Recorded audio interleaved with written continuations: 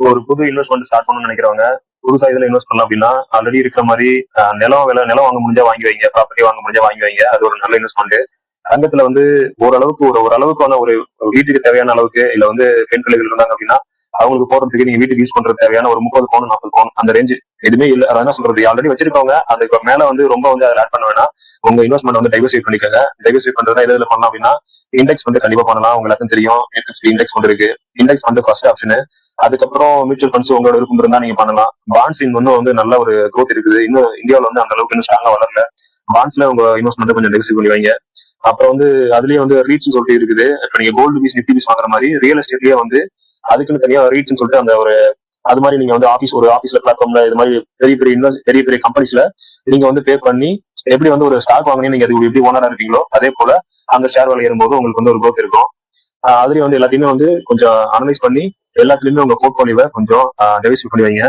இதை விட எல்லாம் ரொம்ப பெரிய விஷயம், ரொம்ப மெயின் விஷயம் என்ன அப்படின்னா முடிஞ்சா ஒரு நிலம் வாங்க முடிஞ்சா ஒரு 1/2 ஏக்கரா இருந்தாலும் பரவாயில்ல, 1 ஏக்கரா இருந்தாலும் பரவாயில்ல, உங்களாட்டி எவ்வளவு வாங்க முடியுமோ ஒரு சின்னதா விவசாயம் பண்ற அளவுக்கு நீங்க வந்து தற்சார்பு பொருளாதாரத்தை வாழ்க்கை, அதாவது திரும்ப ஒரு கோவிட் மாதிரி ஒரு பொருளாதார முடக்கம் ஒரு போர் முடக்கம் வந்தா எந்த ஒரு ஆன்லைன் சோர்ஸையும் மற்றவங்களையும் நம்பாம நீங்க தனிமைப்படுத்தப்பட்டா அந்த சூழ்நிலையில நீங்க உயிர் வாழ்ற அளவுக்கு என்ன பண்ண முடியுமோ அவங்க அத்தியாவசியத்தை உற்பத்தி பண்ற அளவுக்கு உங்களோட தேவைகளை ஃபில் பண்ற அளவுக்கு அட்லீஸ்ட் ஒரு இடமாவது உங்ககிட்ட இருக்கணும். அதுல முடிஞ்ச வரைக்கும் இன்னைய உலகத்துல எது சேஃபான இன்வெஸ்ட்மெண்ட் என்ன பொறுத்தவரை கேட்டீங்க அப்படின்னா நீங்க அதை எது வேணாலும் சொல்லலாம், அதுக்கு 1000 காரணம் சொல்லலாம்.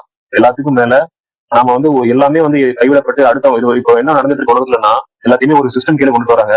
அந்த ஒரு சிஸ்டம் மூலியமா ஒரு இடத்துல ஆஃப் பண்ணாங்க அப்படின்னா டோட்டல் வேர்ல்டே வந்து இந்த சிஸ்டம் மூலம் முடங்கிடும். அது மாதிரி கொண்டுட்டு வராங்க. அந்த டிராப்ல இருந்து நீங்க தப்பிக்கணும் அப்படின்னா நம்ம வந்து முழுசா தப்பிச்சு ஓட முடியாது. நம்ம வாழ்க்கைன்றது இது கூட சேர்ந்துதான் வாழ்ந்தாகணும்.